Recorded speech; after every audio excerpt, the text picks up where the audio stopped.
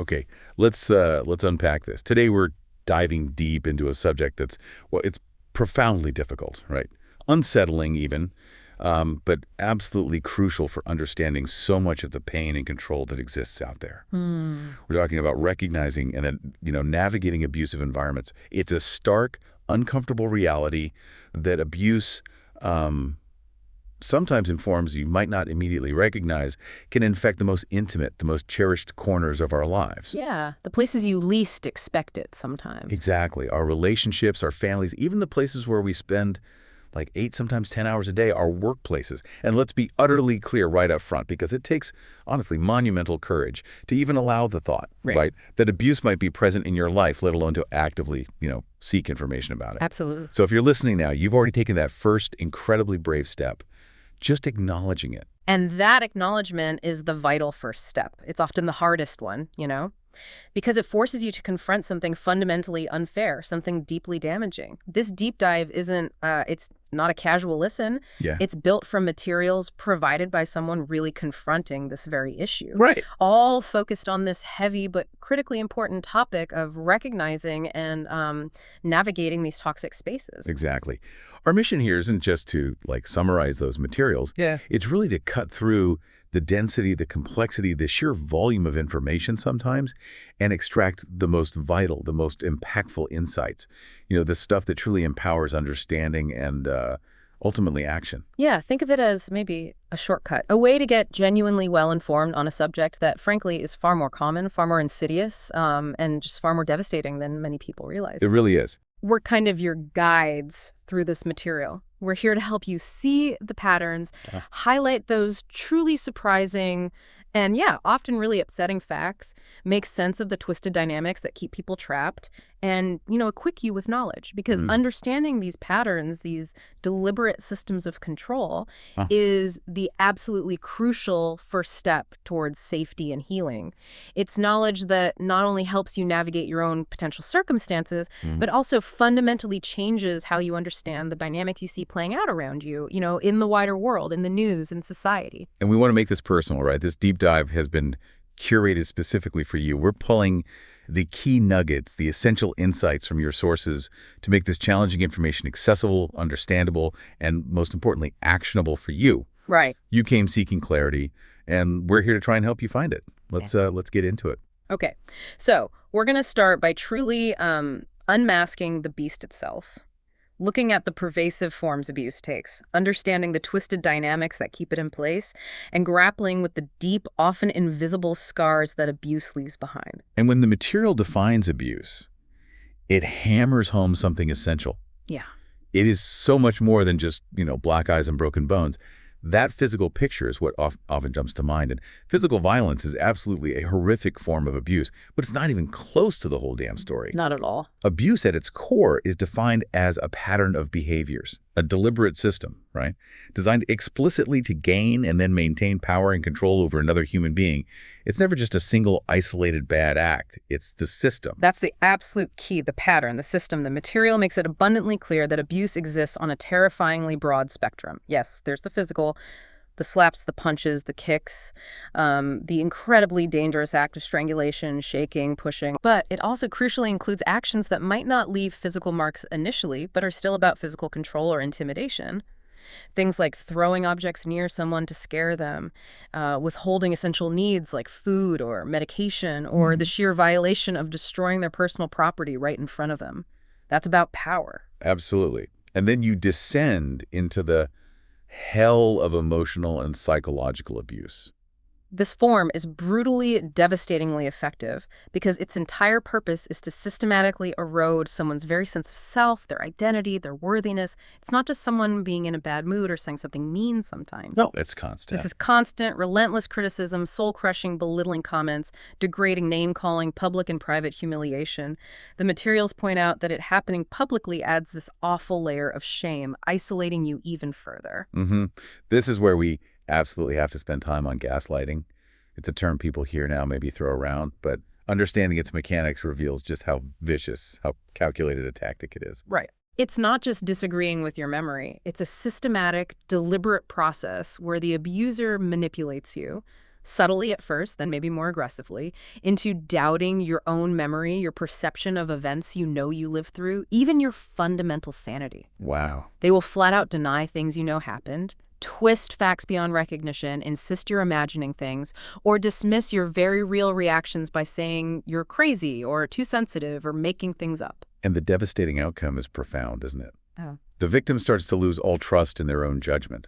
They become reliant, dependent even, on the abuser's twisted, distorted version of reality because they literally can't trust their own mind or memory anymore. Exactly. It's a fundamental violation of someone's internal world, their connection to reality itself. It leaves you completely adrift, anchored only to the abuser's narrative. It's terrifying. And the psychological weapons don't stop there. The arsenal includes threats which can be overt, terrifying, or subtle, chillingly manipulative. These threats don't just target the victim. They will target anyone or anything the abuser knows you care about deeply, your children, other family members, beloved pets, anything they can leverage to control you. Oh, that's awful. Yeah. There are also these insidious mind games designed to confuse and destabilize you, and the truly chilling invasion of privacy through constant spying and stalking. The material explicitly mentions monitoring communications, reading your messages, using GPS tracking devices. It's total surveillance designed to leave you nowhere to hide, not even internally. And verbal abuse. Let's be clear. This isn't just shouting in a moment of anger. This is characterized by yelling, screaming, the use of foul, degrading, insulting language, and relentless berating. Right. It's a barrage. These aren't just harsh words. They are deliberate tools of destruction that inflict deep emotional wounds. Wounds that are invisible to the outside world, yes, but they are profoundly, agonizingly damaging and can take a very, very long time to heal, especially when it's constant. Sexual abuse, as the material covers, is fundamentally any non-consensual sexual activity. This includes rape, unwanted or forced sexual acts, and overtly sexual threats or insults. But the material also details the controlling aspects, behaviors designed to maintain power through someone's sexuality, things like restricting a partner's access to contraception, refusing to use a condom to exert control over their reproductive choices. Wow, I hadn't even thought of that as abuse, but of course it is. It's control. It absolutely is. Or making inappropriate sexual comments, gestures, or engaging in unwelcome innuendo about someone's body. Again, it's never just about sex. It's about using sex as a tool for power and control. Financial or economic abuse is another calculated, utterly effective tactic specifically designed to create dependency, to make you powerless to leave.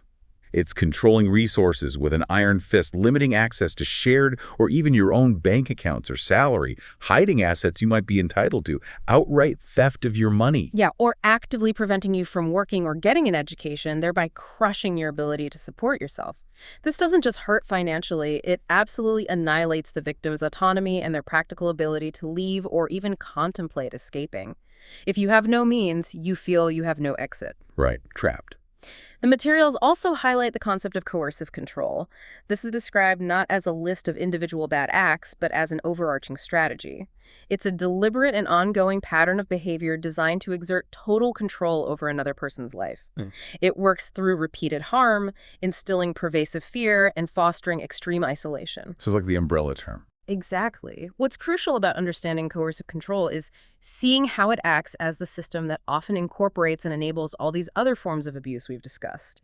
It's the framework of the cage they build around you.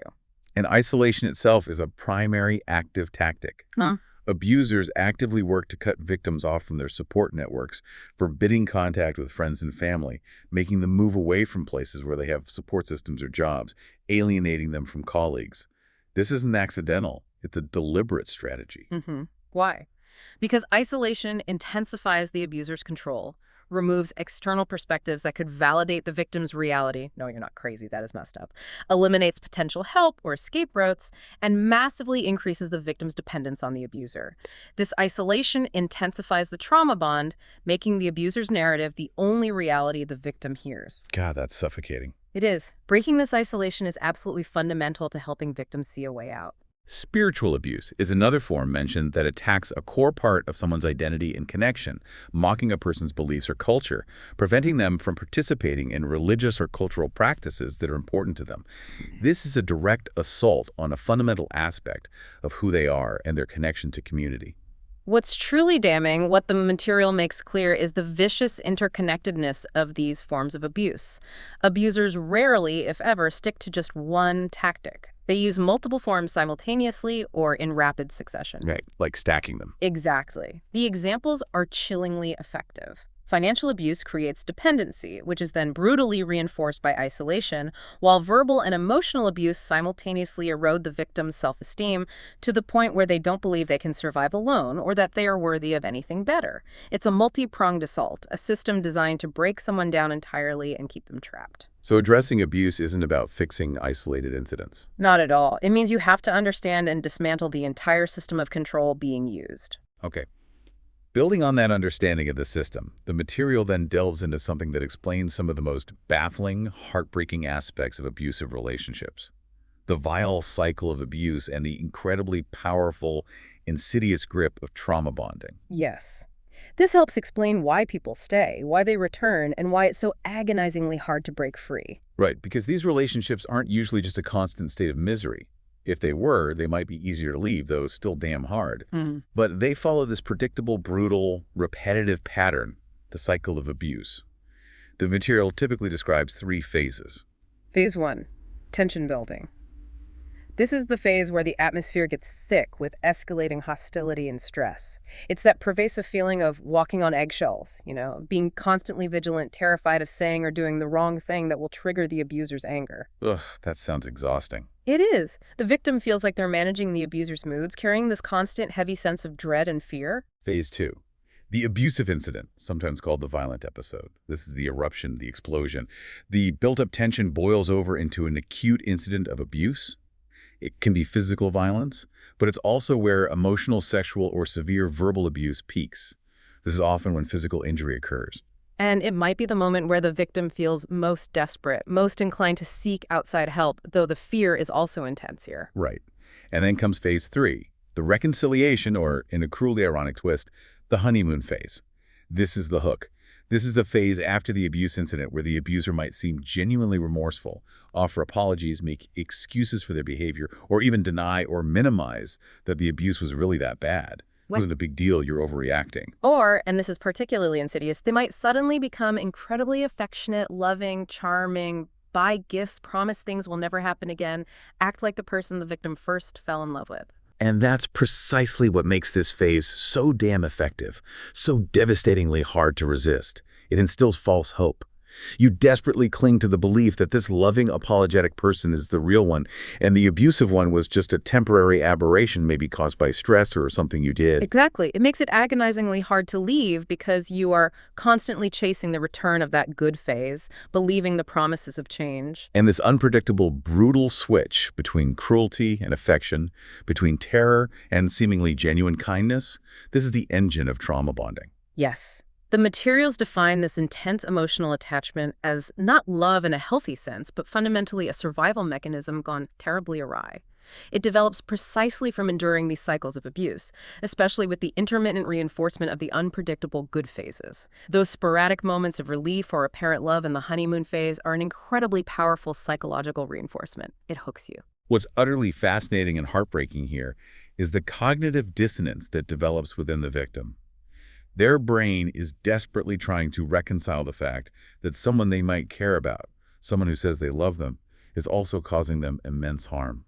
So they subconsciously downplay the bad, they rationalize the abuser's actions, they desperately cling to the good moments or the perceived potential of the abuser to be better, making them seem redeemable, lovable, despite the undeniable and escalating harm they've endured. God, the mind is trying so hard to make it make sense. It is. The characteristics of trauma bonds are stark. There's a significant power imbalance. The abuser dominates the dynamic, and the victim feels this pervasive sense of terror and unpredictability, never knowing what will trigger the next incident. Victims often find themselves justifying or rationalizing the abuser's actions, minimizing the abuse to themselves and others, and perhaps most tragically, blaming themselves for the abuse. Oh, that's awful. They may fear abandonment by the abuser more than the abuse itself, and tolerate mistreatment to simply keep the relationship intact, often feeling completely unable, truly stuck, unable to leave even when they know, logically, how unhealthy and dangerous it is. And prolonged exposure to this relentless cycle and the deep grip of trauma bonding can lead to something called learned helplessness. Right. The materials reference this concept, originally studied by Seligman, where repeated failed attempts to escape a negative, uncontrollable situation eventually lead an individual to stop trying altogether, even when real opportunities to escape do arise later. So they just give up. Essentially, yes. Yeah. In the context of abuse, the victim's repeated, unsuccessful efforts to stop or prevent the abuse, their pleas, their attempts to communicate, their efforts to change their own behavior, foster this deep, ingrained sense of helplessness. It helps explain, on a psychological level, why some victims don't leave even when there seem to be apparent exits or resources available. They have been conditioned through trauma to believe escape is impossible. Wow. That's heavy. So with all that in mind, let's talk about the profound and truly far-reaching consequences of experiencing abuse. Exposure to these damn environments leaves deep, often invisible, wounds that don't just disappear when the abuse stops. No, they can last for a lifetime without intervention and healing. The psychological and emotional hell is immense, frankly. Mhm. Survivors often experience persistent, debilitating fear, anxiety, and a constant state of hypervigilance, always scanning their environment for threats. Like waiting for the other shoe to drop. Exactly. Depression is incredibly common, as are symptoms of PTSD, especially if the abuse was severe or prolonged. Suicidal thoughts can arise from the sheer despair, the hopelessness, the feeling that the pain will never end. And the erosion of self-confidence and self-worth is devastating it. Victims internalize the abuser's toxic messages to their core, leading to a diminished sense of self that can be incredibly hard to rebuild. Yeah, you start believing the horrible things they say about you. They struggle with concentration, chronic sleep problems, and feel this overwhelming, suffocating sense of isolation, shame, and guilt. If abuse happened early in life, particularly in childhood, it can lead to insecure attachment issues, making it incredibly difficult to form healthy, trusting relationships later in life. The physical fallout is also significant, extending far beyond temporary bruises or broken bones. The chronic stress from living in a state of constant fear and tension manifests physically. We're talking chronic pain conditions, persistent headaches, stomach cramps, ulcers, skin conditions. Wow, really? Stress does that. Absolutely. The body keeps the score. Sexual abuse increases the risk of STIs and other reproductive health issues. And sadly, many people turn to substance misuse, alcohol, drugs as a desperate way to cope with the unbearable emotional and physical pain and trauma. And let's not forget the children caught in this crossfire. They are profoundly affected, whether they are direct victims of the abuse or witnesses forced to watch it happen to a parent or sibling. Yeah, that witnessing is just as damaging. They can become fearful, withdrawn, perpetually anxious. Childhood emotional abuse is linked to developmental delays, learning disabilities, and speech disorders. Behavioral issues are incredibly common. They might become bullies themselves or, conversely, be frequent targets of bullying by others. They, too, can manifest physical complaints like headaches or stomach issues, experience severe emotional disturbances, and struggle with chronic sleep problems. This raises a truly critical, often overlooked point. The insidious normalization of dysfunction, particularly when it happens in families. When kids grow up in environments where they are expected to take on adult roles, was known as parentifying. Right, where the kid basically becomes the parent. Yeah, caring for younger siblings, doing excessive chores, or, damagingly, providing emotional support to the adults as if they were their partners. Or, when they experience regular emotional abuse like chronic criticism or manipulation, these unhealthy, frankly messed up dynamics become their normal. They lack a healthy reference point. They don't know what a truly functional, respectful family dynamic looks or feels like. So they adapt their behavior, their expectations, their very sense of self to survive in this environment. And in doing so, they begin to accept unacceptable treatment as normal or simply inevitable. And this tragically skews their threshold for mistreatment later in life. They may, often unconsciously, repeat these patterns in their own relationships, either by tolerating similar mistreatment from partners or friends, or in some cases, perpetuating aspects of the abusive behaviors themselves, simply because that's what they learned. So recovery from this often requires not just healing from the direct trauma, but a fundamental re-education about what healthy relationship dynamics, boundaries, and interpersonal respect actually look like. Absolutely, a whole relearning process. Okay, moving into what the material presents on intimate partner relationships. This is where the poison within truly operates, often cloaked under the guise of love or commitment. It's crucial to understand the warning signs, What to look for when that gut feeling tells you something is terribly, terribly wrong. Right. And again, the emphasis is on patterns of behavior, not just isolated bad days or single arguments. On the partner side, some of the major indicators jealousy and possessiveness. Yeah, like beyond normal concern. Way beyond. We're talking constant suspicion, unfounded accusations of flirting or cheating, demanding all your time and attention, isolating you from others. Controlling behavior is a defining feature of intimate partner abuse. This isn't just wanting to know where you are. This is dictating major life choices: who you see, where you go, what you wear, how you spend money, controlling your social media. It's demanding to know your whereabouts at all times. It's about systematically stripping away your autonomy, making every decision for you or requiring permission for every move. Constant criticism and humiliation. This is relentlessly putting you down, chipping away at your self-worth, your abilities, your looks, your intelligence. Nothing is off limits. Name-calling, belittling you, often, as we mentioned earlier, doing it in front of other people to maximize the shame and isolate you further. Intimidation and temper are used as deliberate tools to instill fear. Menacing looks, gestures, throwing objects to scare you, creating this pervasive atmosphere of dread because you never know when they'll explode, when the anger will erupt. You feel like you're constantly diffusing a bomb. Threats are absolutely in the playbook, overt or subtle, to harm you, the kids, the pets, or, and this is a cruel manipulation, threats of self-harm by the abuser if you leave or don't comply. Blame and minimization are classic abuser tactics. They refuse to take any responsibility for their actions. They will twist everything, blame you for their abusive behavior. You push my buttons. If you hadn't done X, I wouldn't have gotten so angry. Or blame you for any problems in the relationship. Ugh, it's infuriating. It is. They deny the abuse happened entirely or minimize its severity. I didn't hit you that hard. It was just a little shove. You're overreacting. Rough treatment and physical aggression. This can range from grabbing, shoving, or pushing to hitting, slapping, and the incredibly dangerous, life-threatening act of choking, which is a major red flag for future fatality risk. Sexual coercion is any unwanted sexual activity, pressuring or forcing acts you're uncomfortable with, demanding sex when you're unwilling, tired, or sick. Monitoring and stalking are a total violation of privacy and safety.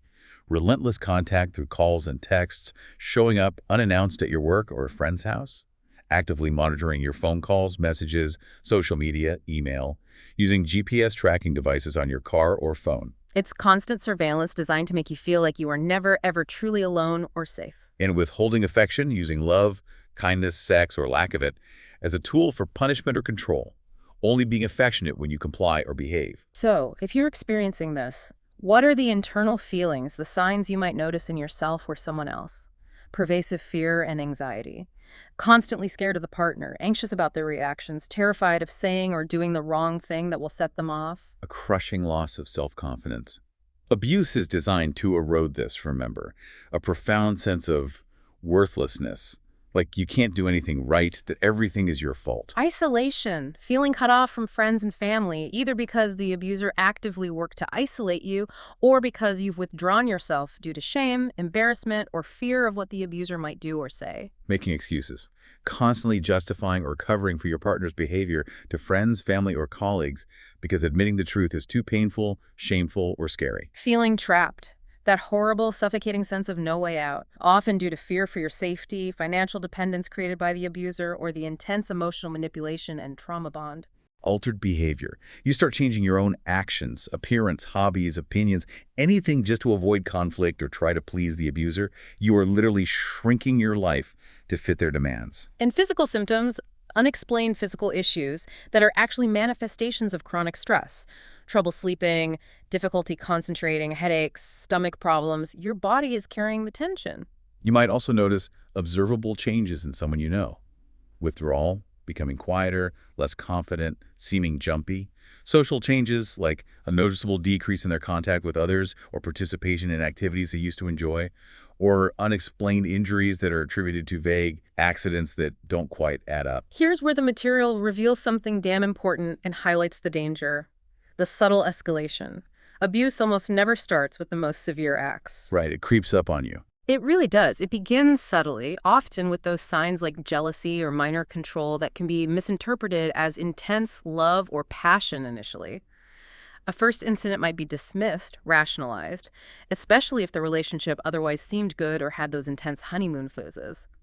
This gradual, insidious escalation, interspersed with the cycle's good phases, leads to a terrifying normalization. So you get used to it, bit by bit. Exactly. The victim adapts bit by bit to an increasingly frightening environment before they fully recognize the pattern and the danger they are truly in.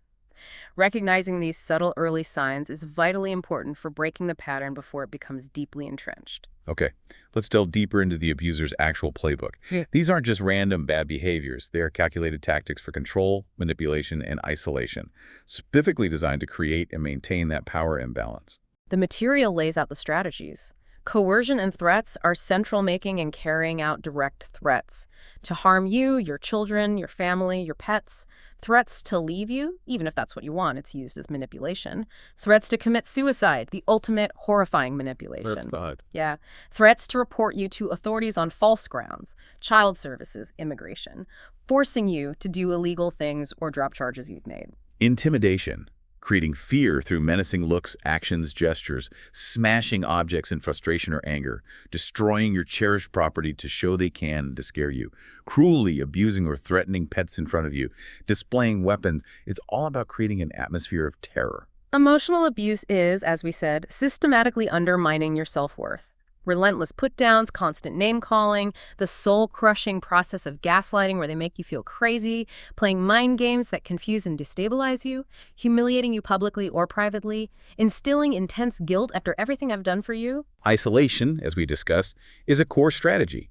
Controlling who you see or talk to, what you read, where you go, limiting your involvement in outside activities, often using jealousy, I just love you so much I want you all to myself, as a twisted excuse. And this is primary because it prevents external validation, eliminates support and escape routes, massively increases dependence, strengthens the trauma bond, and ensures the abuser's narrative is the only reality you perceive. Breaking this isolation is absolutely fundamental to enabling a victim to seek help and eventually leave. Minimizing, denying, blaming. It's the abuser's trifecta, avoiding responsibility. They refuse to own their actions. They make light of the abuse. It wasn't that bad. You're making a mountain out of a molehill. They deny it happened at all. I never said that. That never happened. You're remembering it wrong. And they constantly, infuriatingly shift the blame onto you. You pushed my buttons. You drove me to it. If you weren't so criticism, I wouldn't have to act this way. Using children is another gut-wrenching tactic. Manipulating you through your kids. Making you feel guilty about how leaving would affect them. Using kids as messengers to relay hurtful or controlling messages.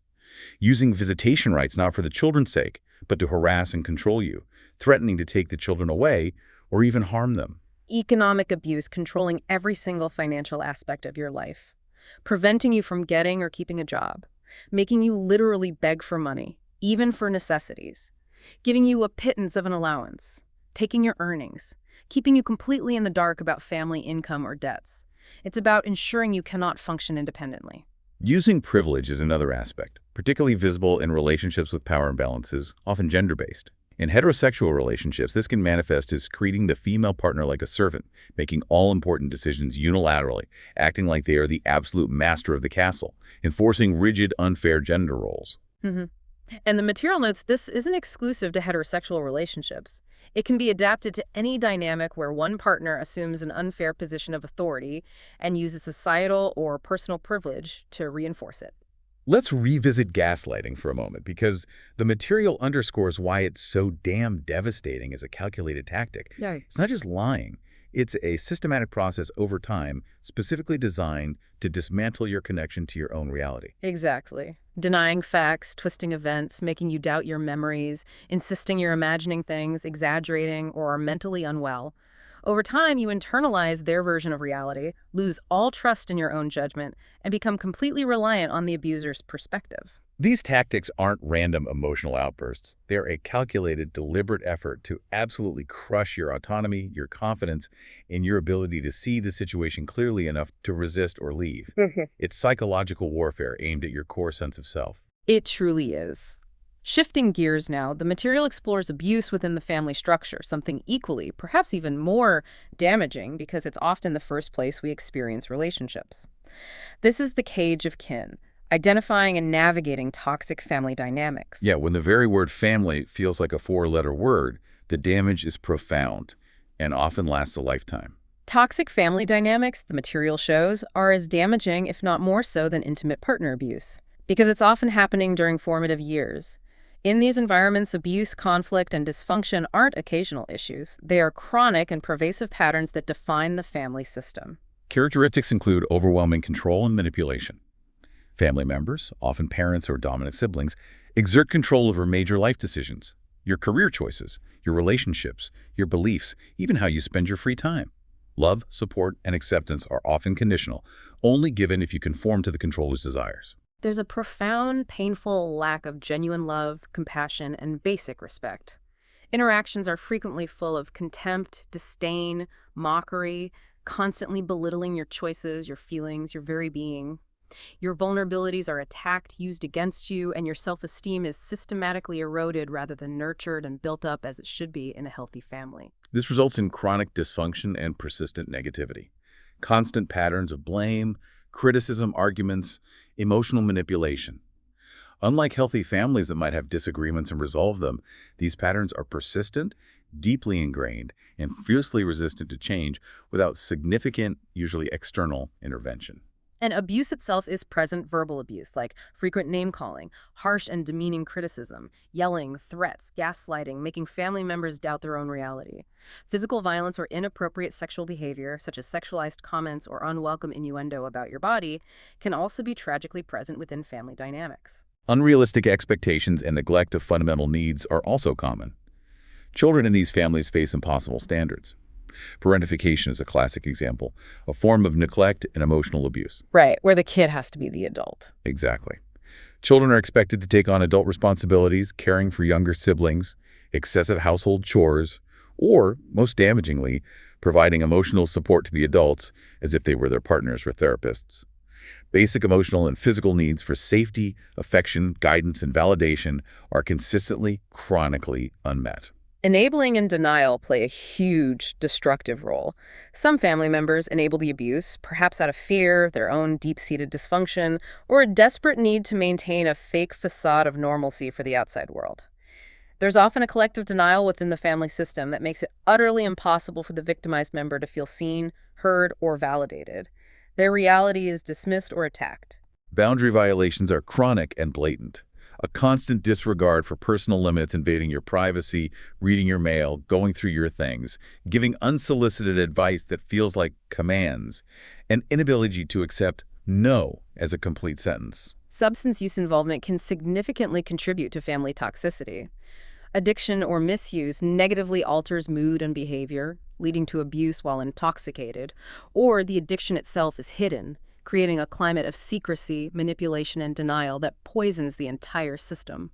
Scapegoating is a common, cruel dynamic. One family member is singled out, consistently blamed for all family problems, conflicts, or failures. They become the designated repository for the family's collective dysfunction, a way for others to avoid looking at their own issues. What's so profoundly insidious, particularly in family settings, is that same normalization of dysfunction we talked about.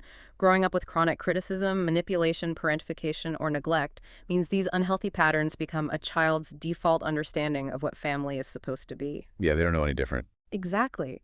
Because they lack a healthy reference point, they adapt their behavior and expectations just to survive in that environment. And in doing so, they learn to accept unacceptable treatment as normal, inevitable, or even somehow deserved.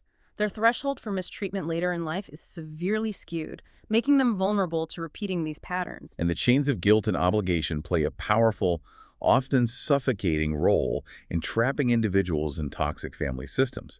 There's immense societal pressure around blood is thicker than water, combined with abusive family members manipulating these feelings, constantly reminding you of past perceived sacrifices or provisions, using guilt trips to maintain contact and control. Addressing these deeply ingrained emotional barriers of guilt, obligation, and longing for what you never had is absolutely critical for someone trying to disengage. This brings us to what the material calls the generational curse, the extensive, often lifelong damage caused by growing up in or enduring a toxic family system.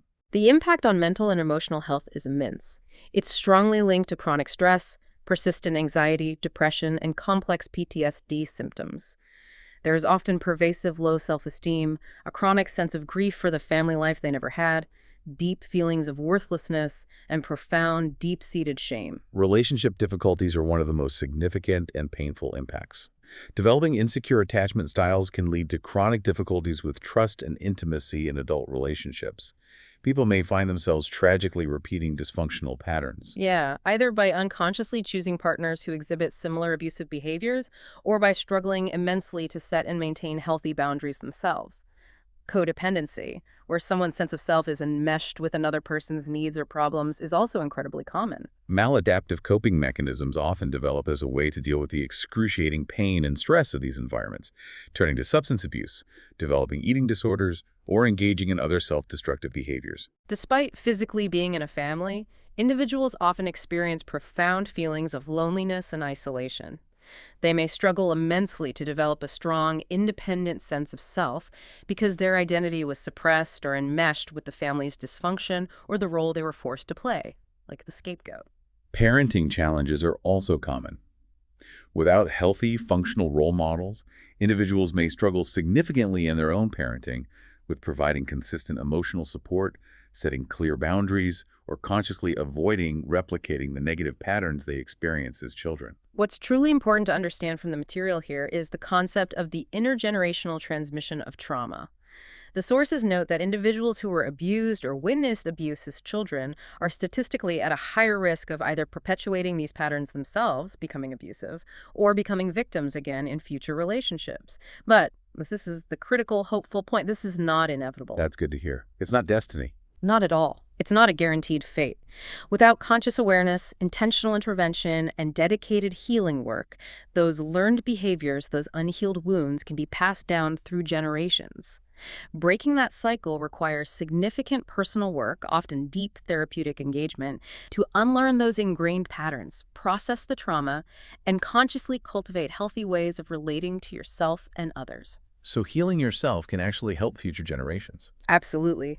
The powerful realization is that helping one individual break free and heal can have profound positive ripples, impacting future generations, preventing the cycle from continuing. Wow.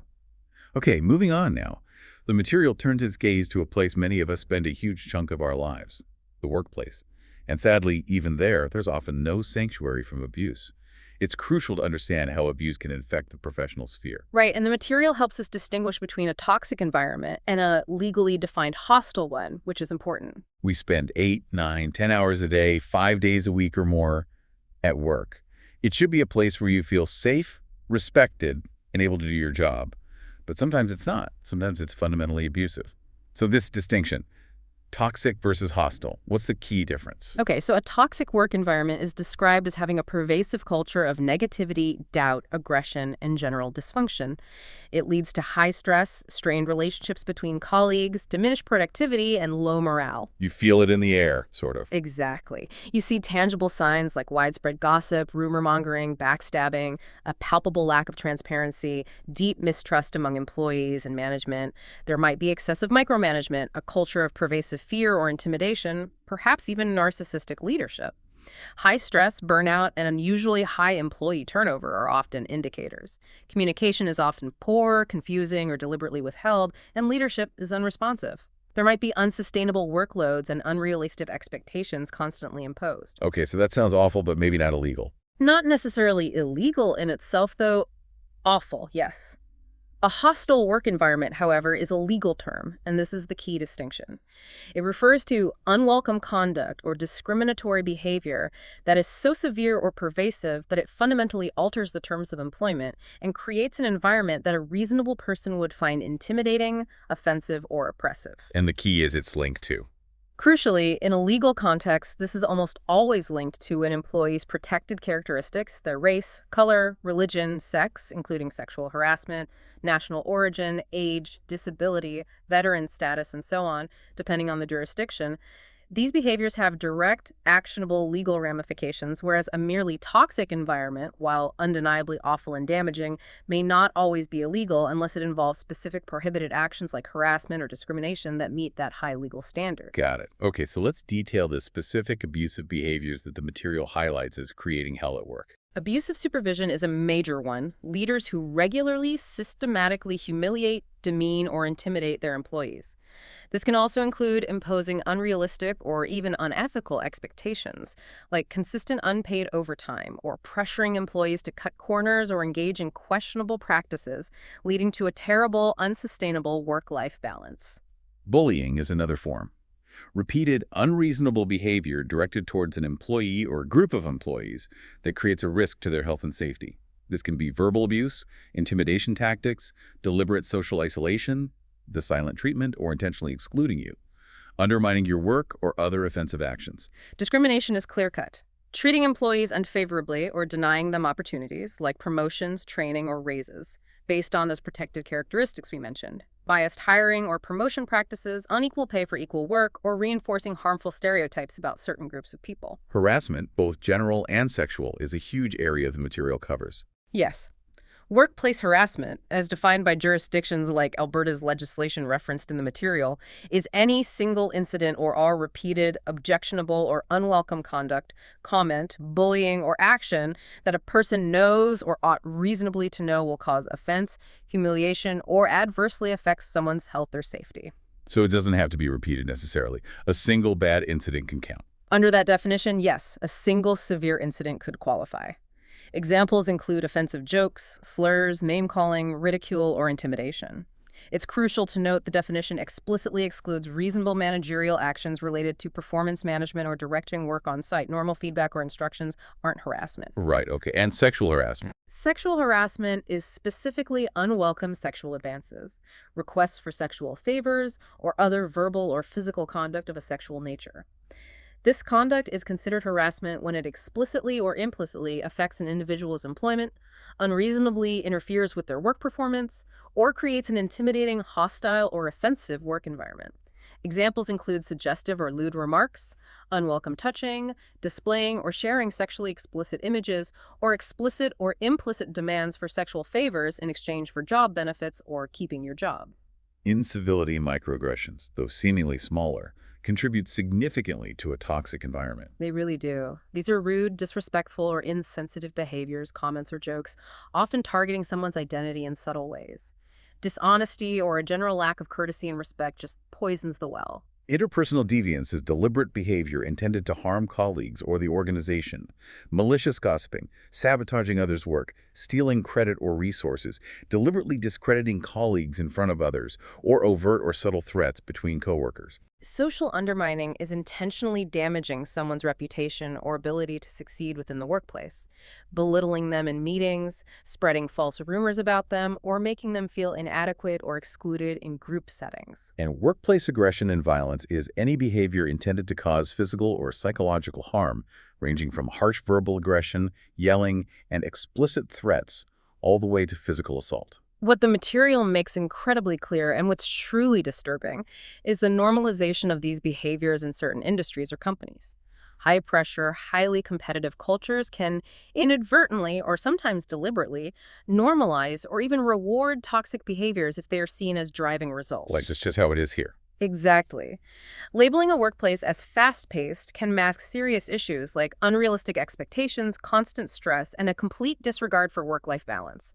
If bullying by a top performer is tolerated and goes unaddressed because they bring in revenue, or if a culture of fear is actively used by management to supposedly boost productivity, toxicity becomes deeply embedded in the company culture.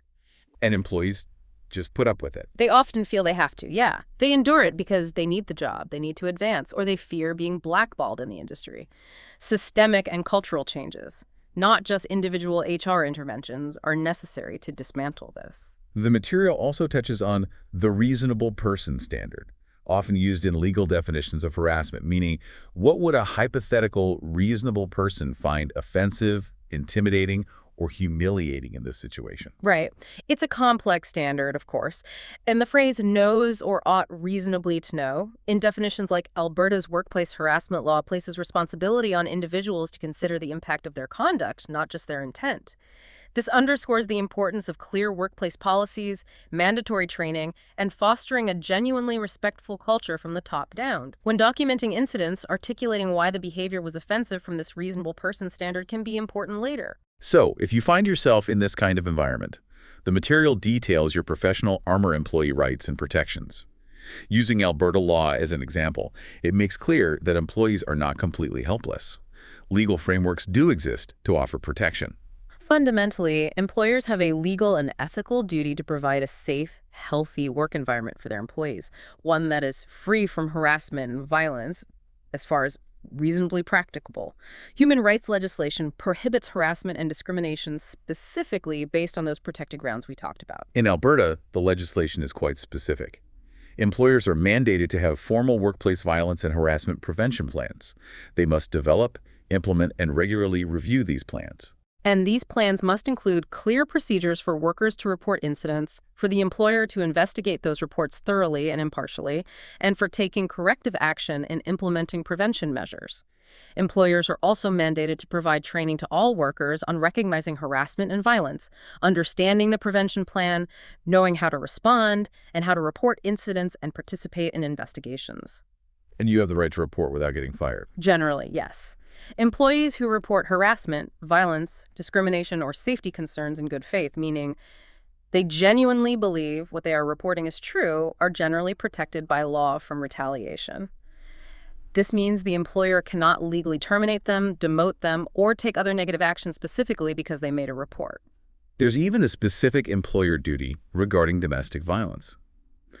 If an employer is aware, or ought reasonably to be aware, that a worker is exposed to domestic violence at the worksite. Yeah, maybe a partner shows up and causes a scene, or calls constantly and disrupts their work. The employer must take reasonable precautions to protect that worker and anyone else present at the worksite. Now, while these legal protections exist, accessing them in reality is often incredibly challenging. Oh, definitely. Fear of retaliation, even if illegal, is a powerful deterrent for employees who need their job. The burden of proof required to demonstrate harassment or discrimination, the sheer complexity and emotional toll of internal investigations or external legal proceedings, and legitimate concerns about career repercussions within the industry or the company are significant barriers. And in deeply toxic workplaces, you probably don't trust HR anyway. Exactly. Low trust in HR departments or leadership makes internal reporting feel futile, like complaining to the very people causing the problem, or incredibly risky, believing it will only make things worse. The abuser's tactics of isolation often extend into professional life by undermining the victim's credibility with colleagues or management, further isolating them at work. This is where the material offers some truly crucial strategic advice. If the workplace toxicity involves activities that are clearly illegal, significant discrimination, severe harassment, or outright retaliation for speaking up about safety concerns, consulting an employment lawyer before you resign is highly, highly advisable. Yes. A lawyer can explain your specific rights in your jurisdiction, lay out your options for recourse, like filing a complaint with the Human Rights Commission or pursuing legal action, and advise you on the best way to proceed, including how to resign to protect any potential claims you might have. So you need that expert guidance early. Absolutely. You need practical guidance on things like meticulous documentation, which we'll talk more about, when and how to seek counsel, and managing the risks involved in confronting illegal behavior at work. It's a complex area, and getting expert advice early is key. Okay, so we've unmasked the different faces of abuse in relationships, families, and workplaces. Now comes the daunting but essential part, the material addresses. Operation Freedom. Strategic pathways to safety, because leaving an abusive partner or family member requires nothing less than a battle plan, a comprehensive safety plan. The decision to leave an abusive relationship or family member is a monumental, terrifying act of courage. But the material is blunt, reflecting a stark reality. The period leading up to the separation, and critically, the period immediately following separation, is often the most dangerous time for the victim. Why is that? Because they're losing control. Precisely. Abusers often escalate their behavior when they perceive they're losing control. That's why a comprehensive, personalized safety plan is not merely advisable, it is absolutely essential for survival. A safety plan isn't just a vague idea, it's a practical, individualized set of actions you can take to increase your safety while you are still experiencing abuse, while you are preparing to leave, or crucially, after you have left. A key component is preparing an emergency go bag. This needs to be prepared in advance and kept in a secure, easily accessible location outside the home where the abuser cannot find it. Think a trusted friend's or relative's house, or perhaps even at work, if that is a safe place for you. That goes in the go bag. Essentials for a quick escape. The material lists crucial items. Some cash and credit debit cards, a change of clothes for yourself and any children, essential medications and prescriptions, basic toiletries, a phone and charger.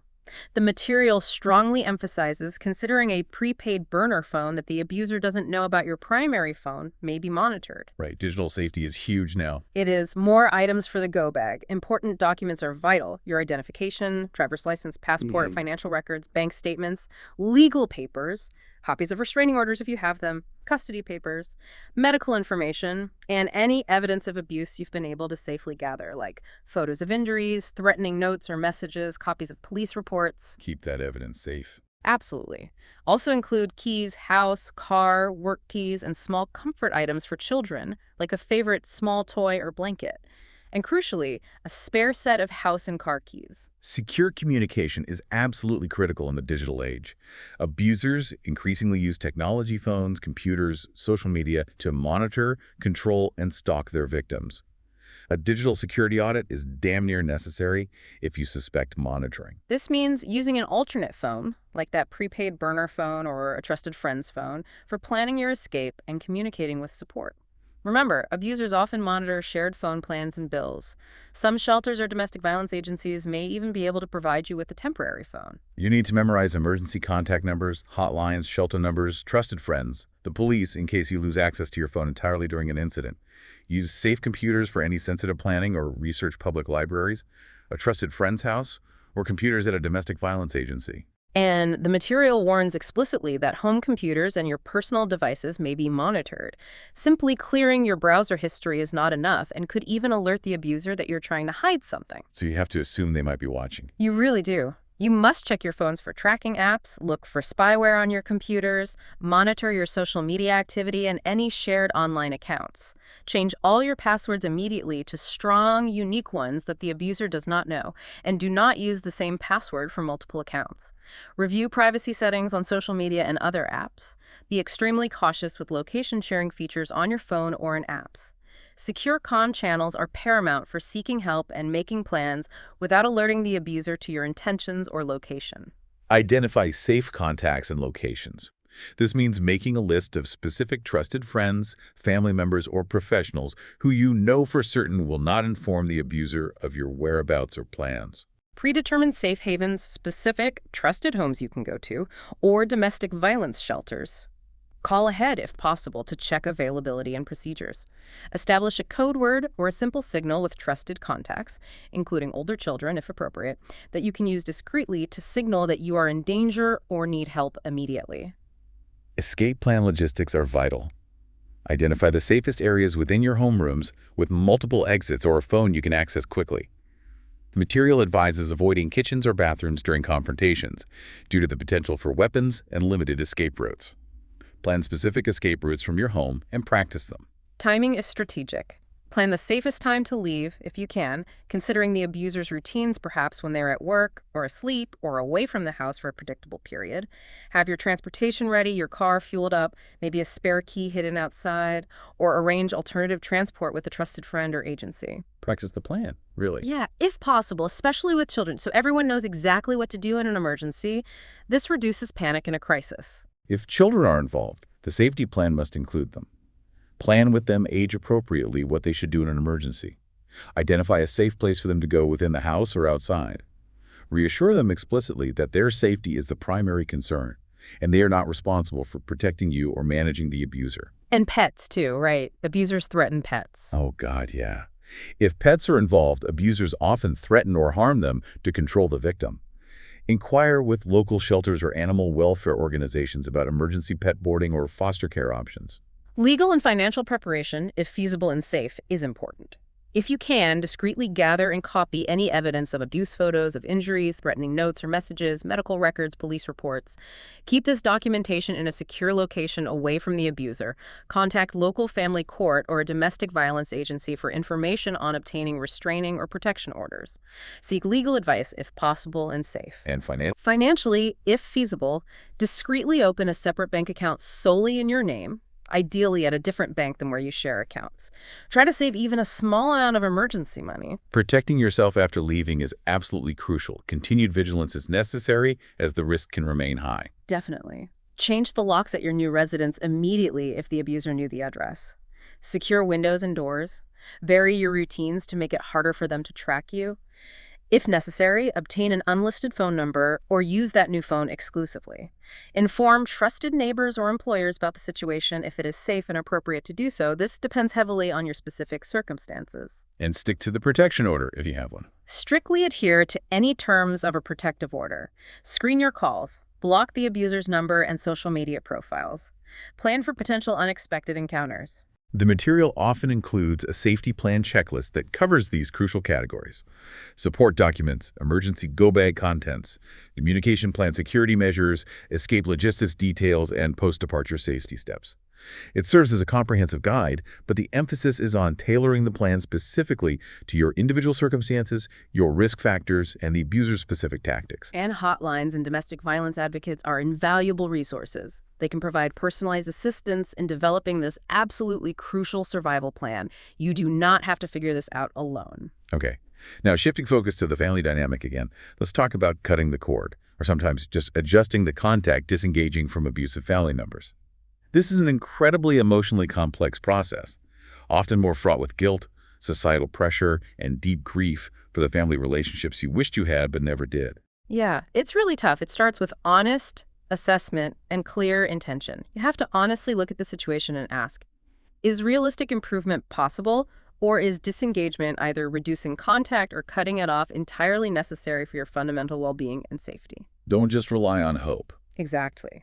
The material warns to be very wary of making decisions based on false hope, based on fantasies of what the family could be, rather than the damn reality of the ongoing harm you are experiencing. Healthy motives for changing the relationship should be genuine care for the other person and a realistic potential for them to change their behavior, not acting out of guilt, shame, or a desperate need to maintain a traumatic attachment. Setting and maintaining boundaries is the absolute non-negotiable foundation for navigating toxic family dynamics, whether you choose low-contact or no-contact strategies. You have to decide on your non-negotiable limits regarding the behavior you will not tolerate anymore, the criticism, the manipulation, the disrespect. Boundaries don't require big dramatic announcement or demanding the other person change. They are about your actions and limits. Being quietly effective in enforcing them is often more impactful than loud pronouncements. You have to learn to say no, clearly, firmly, and crucially, without excessive explanation or apology. Abusive or manipulative family members are used to violating your boundaries, so be prepared for pushback, anger, guilt trips, and intense manipulation when you start setting them. Be ready to calmly but assertively defend these limits. Take back control of the terms of engagement. You decide where, when, how long, and how frequently interactions, if any, happen. Limit topics to neutral and personal subjects to avoid emotional triggers or giving them ammunition to use against you. So low-contact LC strategies are about reducing the frequency and intensity of interactions to a manageable level, one that minimizes the harm you experience while potentially maintaining some connection. Right. This might be chosen for specific reasons, like wanting to maintain contact with non-abusive family members or feeling obligated to maintain some connection with elderly parents. Emotional detachment is key to LC working. You have to treat these interactions almost transactionally, like dealing with a difficult colleague. Be polite, keep it brief, and most importantly, avoid emotional investment or expectation of support, validation, or love from the abusive member, except that you likely won't get what you need from them. The gray rock method is incredibly effective here. Become as uninteresting and unresponsive to their manipulative or provocative behavior as a gray rock. Keep contact superficial, use neutral topics, give minimal factual responses. Do not react emotionally to provocation or attempts to draw you into drama. So you just become boring to them. Basically, yes. The goal is to reduce the reward, your emotional reaction, conflict, or personal information that these individuals seek from you. Controlled communication is part of LC. Mute text or call notifications from those individuals so you aren't constantly jolted by their contact. Respond when you are emotionally prepared at your own convenience. Keep conversations short, polite, and focus strictly on practicalities if possible. And structure any visits carefully. Yes. If in-person contact is necessary, structure it tightly. Avoid being alone with abusive family members. Plan specific activities or outings with a clear start and end time, and ideally have a supportive friend or partner present. Do not feel obligated to take time off work or disrupt your entire life for their convenience, and reduce your own initiation of contact unless absolutely necessary. No contact NC strategies are typically used as a last resort. The material suggests this is necessary when the abuse is severe, persistent, and low contact has proven insufficient to protect you or is simply too emotionally damaging to maintain. When making the decision for no contact, it's often not necessary to provide a lengthy explanation to the abusive family members. Frankly, they likely already know why, or they won't respect your reasons or truly listen. It's for you, not for them. Exactly. The material makes clear that NC is primarily about your self-protection, about creating safety and space for you to heal. It's not about punishing them or seeking their understanding or getting them to apologize or change. Implementation means blocking all channels of communication. This includes phone numbers, email addresses, blocking them on all social media platforms. If they know where you live and there's a risk of them showing up and causing problems, moving may be a necessary, though obviously significant step. And the key is no response. Absolutely crucial point. Do not respond to hour-long attempts they make to contact you, even through intermediaries, flying monkeys as they are sometimes called, or if they create new email addresses or social media accounts.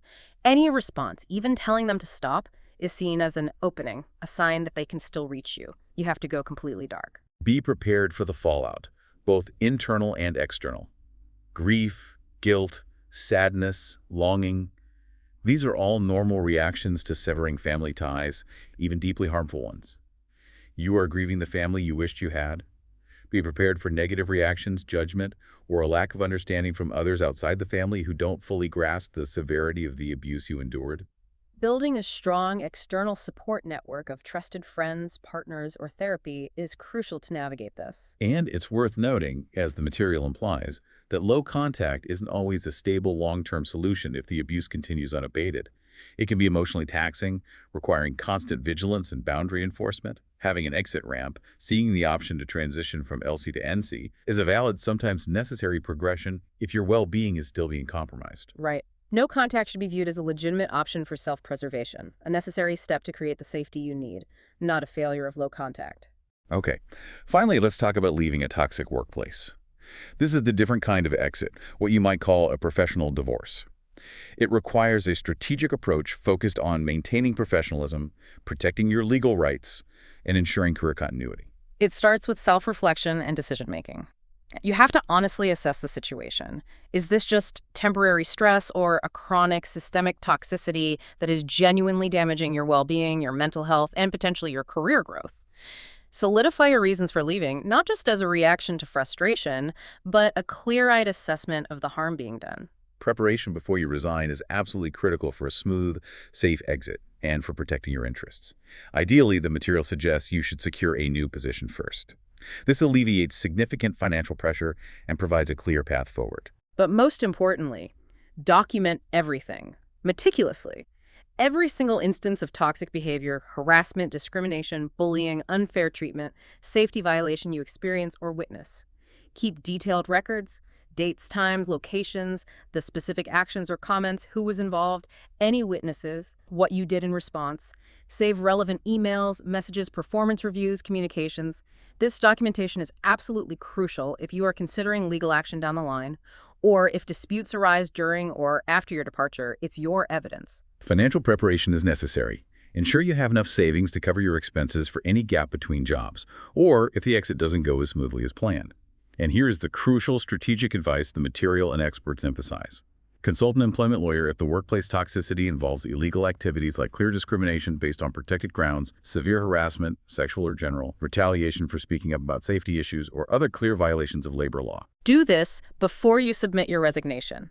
A lawyer can explain your specific rights in your location, discuss your options for recourse, like filing a complaint or pursuing legal action, and advise you on the best way to handle your resignation process to protect any potential claims you might have. Get that legal advice first. Paramount in severe cases.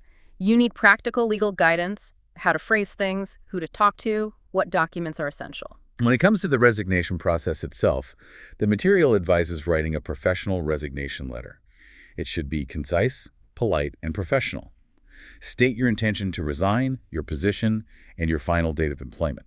Provide standard notice, like 2 weeks, unless the environment is immediately threatening to your safety or health, or if your legal counsel advises you to leave immediately. And even if you hate the place. Yeah, it's customary, though maybe feels damn difficult in a toxic place, to express gratitude for the opportunity that this is about maintaining your professionalism. Crucially, the material advises against detailing the toxic aspects or criticizing specific individuals in the resignation letter itself, as this becomes part of your permanent employment record. Sample letters typically use neutral language, like leaving for personal reasons or opportunities for professional growth. Deliver your resignation professionally. Inform your direct supervisor first, ideally in person or via video call, if remote, if possible and safe. Maintain your composure and professionalism during this conversation, no matter how you feel.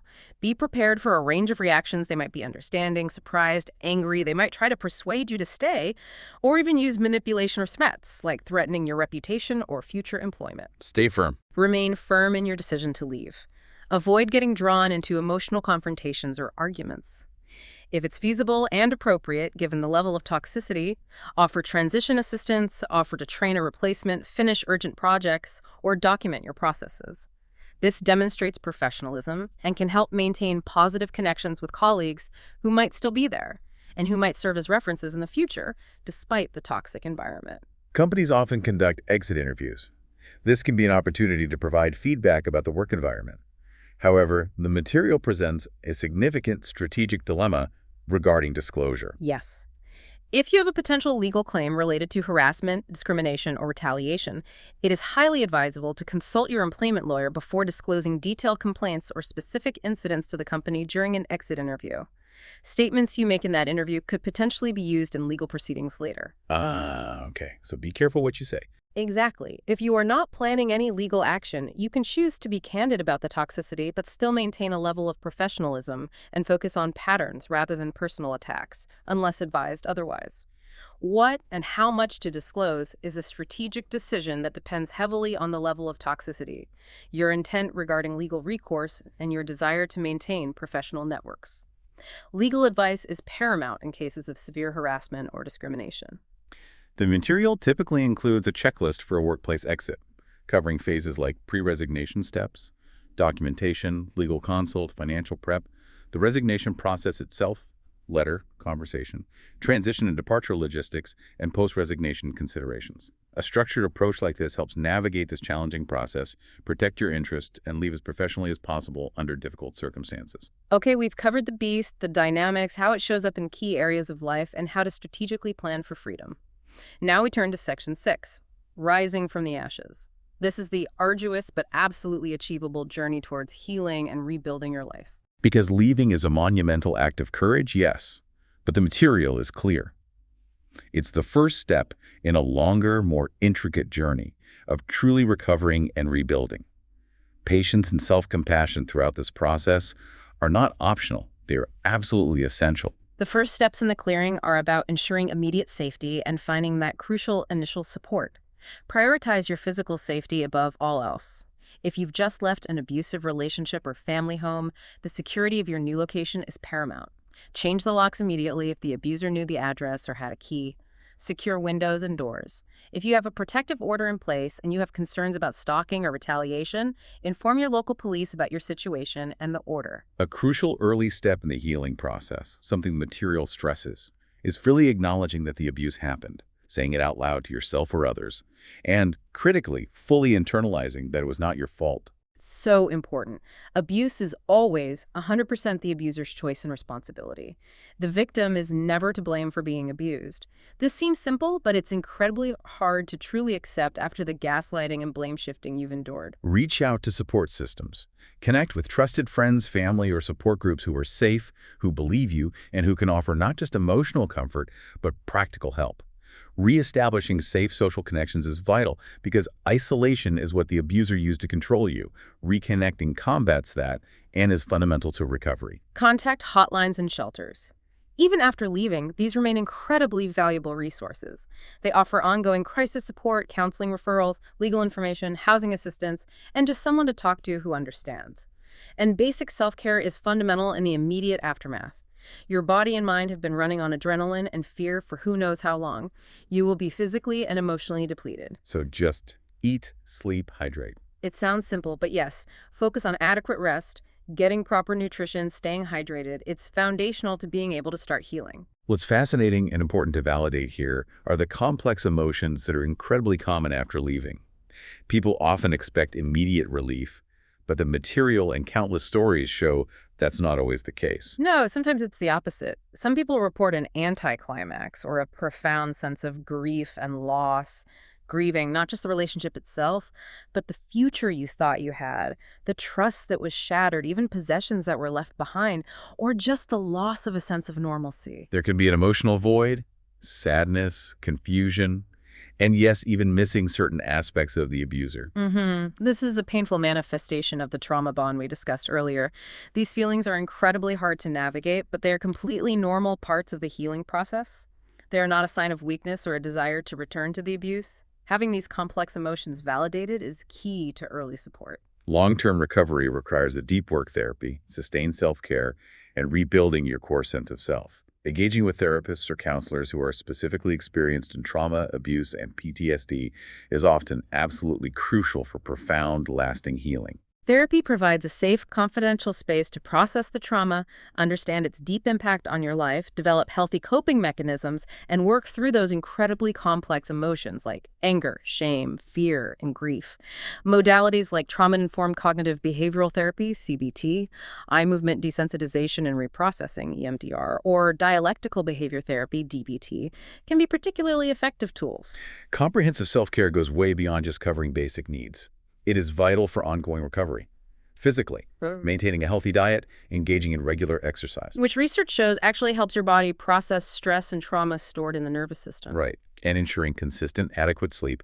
These are foundational pillars, emotionally and mentally.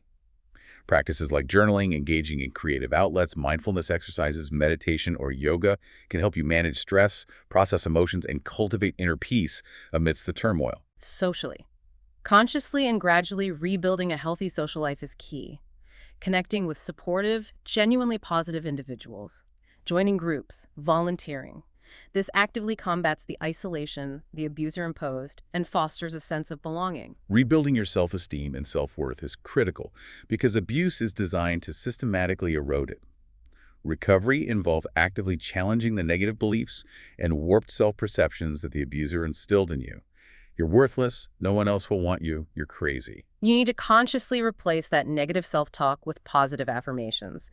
Engage in self-reflection to identify and celebrate your own strengths, talents, and achievements. Acknowledge your inherent value as a person, independent of anyone else's opinion. Establishing and maintaining healthy boundaries is another absolutely critical skill for long-term well-being and preventing future harm. You have to learn to identify your limits, communicate them clearly and assertively, and then consistently enforce those boundaries in all your relationships with family, friends, partners, colleagues. This isn't selfish. It's how you reclaim a sense of control, protect your energy, and build self-respect. Processing and expressing your emotions is essential. Allow yourself to feel the full spectrum: anger, sadness, fear, grief, confusion without judgment. Find healthy outlets for these emotions, whether through therapy, talking to trusted friends, or creative expression like art, music, or writing. Suppressing these feelings will only cause further distress down the line. And educating yourself further about abuse dynamics, the nature of trauma, and the recovery process itself is incredibly powerful. It helps make sense of your experiences, validates your struggles, and normalizes many of the challenges you will face. The material implies that forgiveness may be part of the healing journey for some, but it's absolutely not required, and it is a deeply personal process that happens, if at all, on your own timeline. Right. Often, forgiving oneself for perceived failures, for staying, for not seeing it sooner, is a much more crucial step initially. Potentially, forgiving the abuser might come in time, but it's crucial to understand that forgiveness does not mean condoning the abuse, forgetting what happened, or ever being required to reconcile with the abuser. It's about letting go for yourself. For many, yes. It's about releasing the emotional burden of anger and resentment for your own sake, to free yourself from being tied to the past and the perpetrator. It's about your liberation, not theirs. It's vital to understand that healing from abuse is rarely, if ever, a linear process that moves neatly from point A to point B.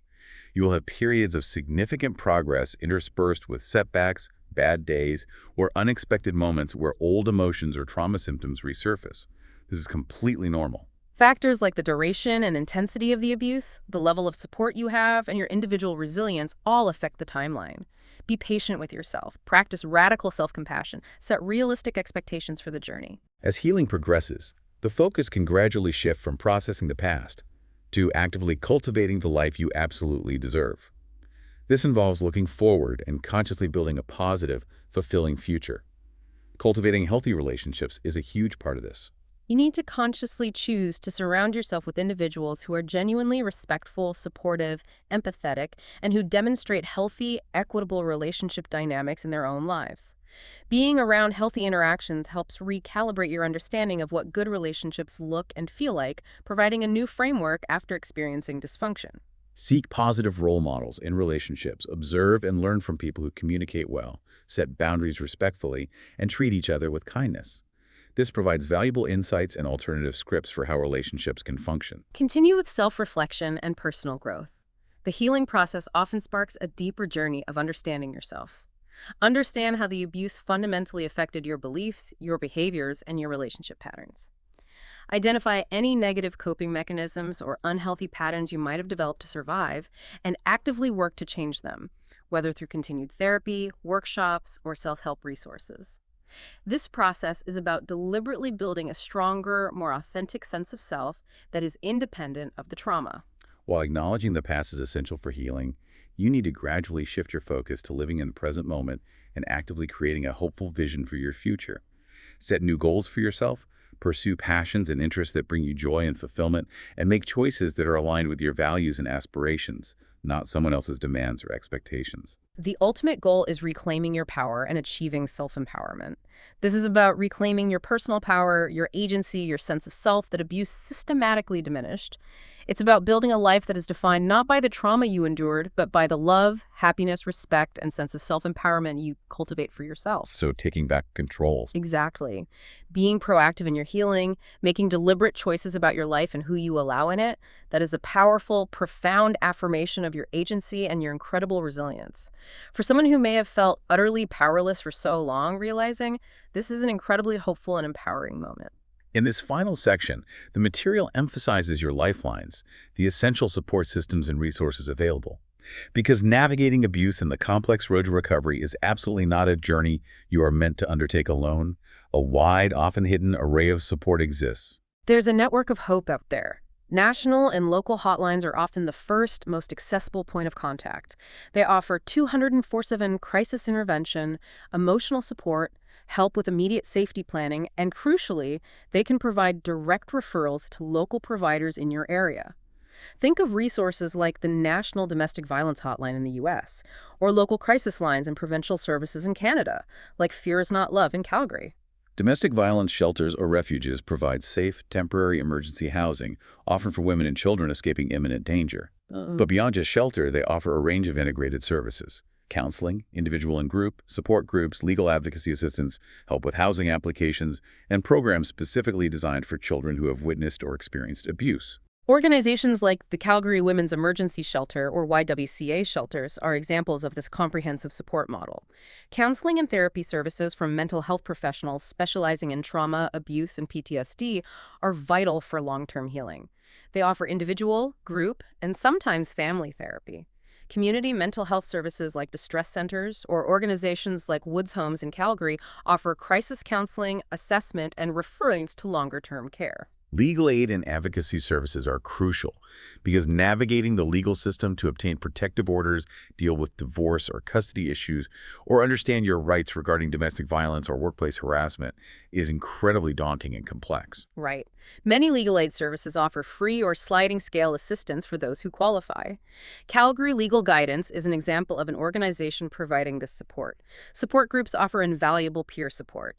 Sharing experiences with others who have gone through similar situations provides immense validation, reduces feelings of isolation and shame, and offers practical coping strategies from people who truly get it. For workplace issues, there are specific resources. Employee assistance programs, EAPs. If your employer offers one, provide confidential counseling and referrals.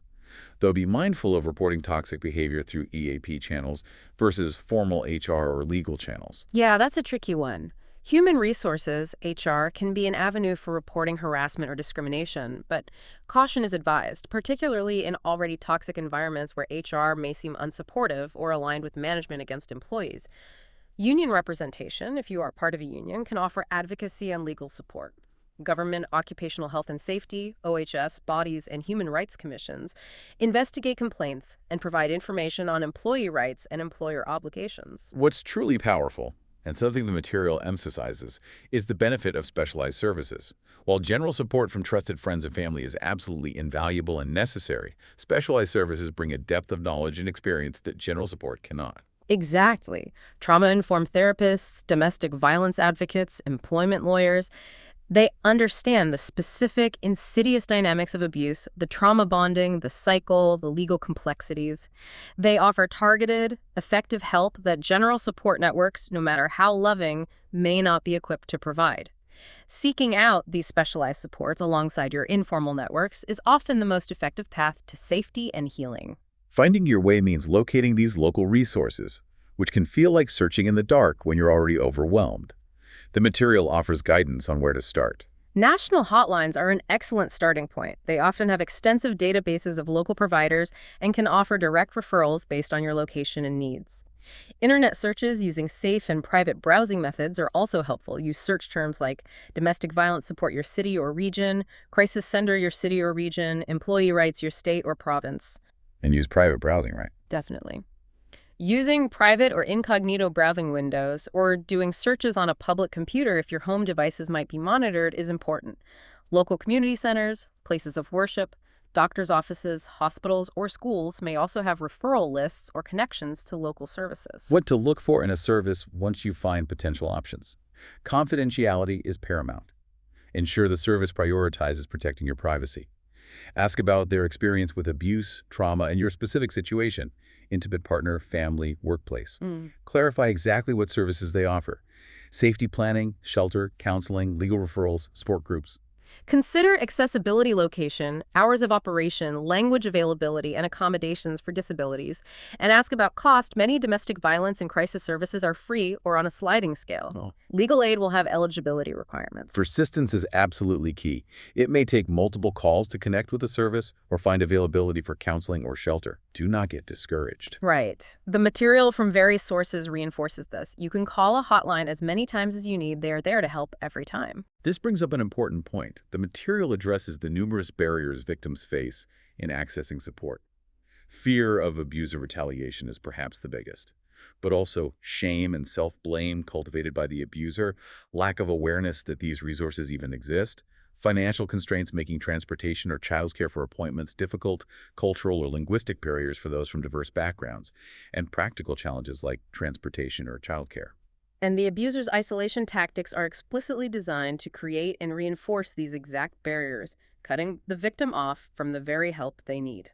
So the dissemination of information about resources getting the word out needs to be widespread, easily accessible, and delivered in a way that actively normalizes seeking help and directly addresses the fears victims have by emphasizing confidentiality, free services, and non-judgmental support.